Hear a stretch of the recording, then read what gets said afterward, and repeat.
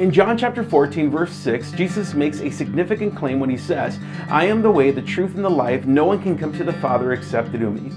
He makes an exclusive claim by saying this. The only access that we have to God the Father is through Jesus the Son. If you picture God the Father as a destination to arrive at, Jesus is the only path that will get us to that destination. All other gods, prophets, religions, practices, and actions are simply paths that will get you nowhere. Jesus is the only way. This subject is a religious trigger not only to those outside of Christianity, but even those within it, because it brings up a reality that there are people around the world that have never heard of Jesus or have access to a Bible. So how can God condemn people to hell that never heard of his Son or had the opportunity to turn to him? While people may not have access to a Bible, which is known as special or divine revelation, the Bible tells us that we all have access to general revelation. Romans chapter 1, verse 20 says that ever since the world was created, people have seen the earth and the sky through everything God made, and they can clearly see his invisible qualities, his eternal power, and divine nature. So they have no excuse for not knowing God. General revelation is evidence accessible to everyone, regardless of location. When studied without filter or preconceived ideas, nature and the cosmos exhibit invisible and supernatural qualities that unquestionably reveal eternal and divine qualities.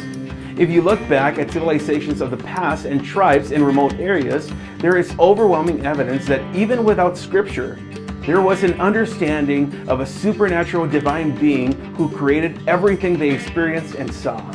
The error was in the gods that they worshipped and how they worshipped them, which often involved pagan rituals and human sacrifices.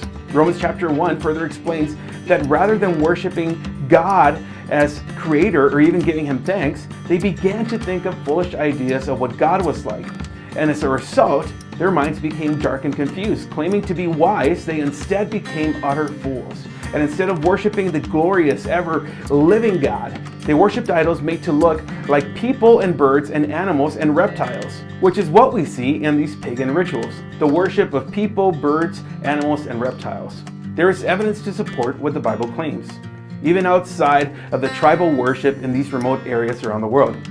So the question can still be asked, how can they know how to worship or live for God without the Bible? In Romans chapter 10, Paul helps us to understand two ways that God accomplishes this in the life of people who may not have access to Scripture. In verse 20, he writes that Isaiah spoke boldly for God, saying, "I was found by people who were not looking for me. I showed myself to those who were not asking for me." The first way that God accomplishes this is by revealing himself through special revelation. While this is speaking of Gentiles who were seen as people outside of the promise, we understand that God can be found by people who aren't looking for him and reveal himself to people who weren't asking for him. This is not something that is accomplished by lost people or even people of faith. Only God can accomplish this. However, this doesn't diminish the task that Jesus gave his disciples, which leads to the second way that God accomplishes this in the lives of people that maybe don't have access to Scripture. In verses 15 and 16 of chapter 10, Paul says, "But how can they call on him to save them unless they believe in him? And how can they believe in him if they have never heard of him? And how can they hear about him unless somebody tells them? And how will anybody go and tell them without being sent?"